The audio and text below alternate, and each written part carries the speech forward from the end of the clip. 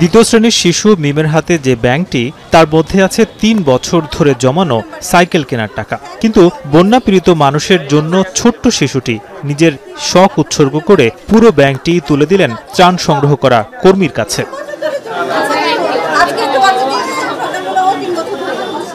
স্কুলের টিফিনের টাকা দিয়ে আমি জমিয়েছি সাইকেল কেনার জন্য।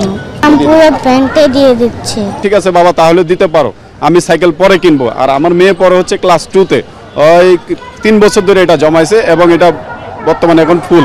আসসালামু আলাইকুম ওয়া রাহমাতুল্লাহি ওয়া বারাকাতুহু। নাহমাদুহু ওয়া নুসাল্লি আলা রাসূলিহিল কারীম, আম্মা বা'দ। সম্মানিত দর্শক শ্রোতা মণ্ডলী, আশা করি মহান আল্লাহ তাআলার অশেষ রহমতে আপনারা সকলে ভালো আছেন। বন্ধুরা, আপনারা সকলে অবগত রয়েছেন বাংলাদেশে যে পরিস্থিতি চলছে, বন্যায় মানুষ আজ ক্ষতিগ্রস্তের মধ্যে পড়ে গেছে। সিলেট, কুমিল্লা, সুনামগঞ্জ যে সমস্ত এলাকার মধ্যে পানি ঢুকে মানুষের ঘর বাড়ি সব শেষ হয়ে গেছে। লক্ষ লক্ষ টাকা আসবাবপত্র আজ 1 মিনিটের মধ্যে শেষ হয়ে গেছে। আজ আমাদের মানবতার দিক দিয়ে তাদেরকে সাহায্য হাত বাড়িয়ে দিতে হবে, তাদের পাশে দাঁড়াইতে হবে। দেখেন, একটি শিশু 3 বছর তার জমানো টাকা দিয়ে যদি তাদের সাথে দাঁড়াইতে পারে, আর আমরা তো আমাদের যা কিছু আছে তা দিয়ে আমরা তাদের সাথে পাশে দাঁড়াবো। আল্লাহ তাআলা আমাদের সকলকে কি করতে, এই বন্যা ক্ষতিগ্রস্ত মানুষের পাশে দাঁড়ানো তৌফিক দান করুক। এবং আমরা যদি না আমাদের অর্থ আছে, অর্থ দিয়ে আমরা কি করব, সাহায্য করব।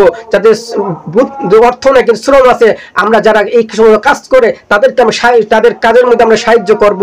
এবং যাদের অর্থ কোনো কিছু নাই কিন্তু বুদ্ধি আছে, মেধা দিয়ে আমরা কাজ করব, যে কি কাজ করলে এই মানুষ প্রত্যেকটা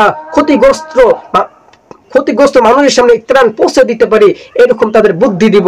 এই যদি করতে পারি তাহলে কেউ না খেয়ে মরবে না। আমরা সবাই বস্ত্রহীনদেরকে আমরা কাপড় দিতে পারবো, আমরা খাবার যাদের নাই খাবার পৌঁছে দিতে পারবো। এটা যদি থাকে তাহলে আমাদের কেউ কোনো ক্ষতিগ্রস্তের মধ্যে থাকবে না। আর আমরা ওই সমস্ত ভাইদের জন্য দোয়া করব যারা এই সমস্ত কাজ করে। এবং এই বন্যায় যারা মারা গেছে আমরা দোয়া করব আল্লাহ তাআলা যেন তাদের শহীদের মর্যাদা দিয়ে জান্নাতুল উচ্চ মাকাম দান করে। এটাই আমাদের করার কিছু থাকবে, আমরা আর কিছু করতে পারবো না। আল্লাহ তাআলা আমরা যা শুনছি বলছি সকল আমল করা তৌফিক দান করুক, আমিন।